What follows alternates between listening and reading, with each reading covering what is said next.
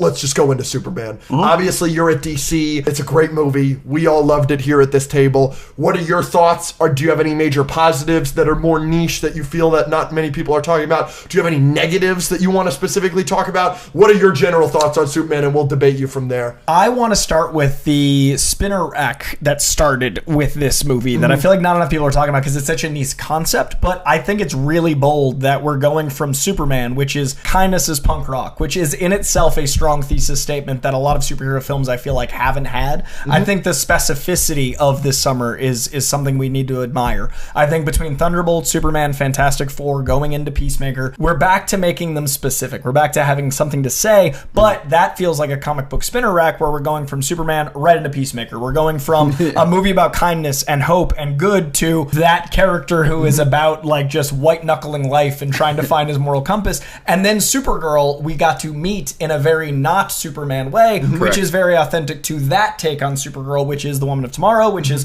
one of my favorite DC comics. And I feel like we're living in a time that isn't just the golden age of comic book movies in their ability and their awareness and all those things, but I think we're now finally, like the comics did, going from a golden age, which was all of this broad open source, into a specificity that was the Silver Age, but with people still knowing about them. So it's a kind of a chapter change. Now I hope the box office starts to catch up, but I do think the quality is increasing at both the big houses. That's interesting that you kind of, because there's obviously different ages of comics. I think we're entering a new age of comic movies. That's a great way of saying it, because it does feel like this year is still good. The quality has seemed to revert back to what it should be, where the quality has gone up, but they do feel different. But with an awareness that's different. Exactly. When Iron Man came out, it was, that Robert Downey Jr. movie.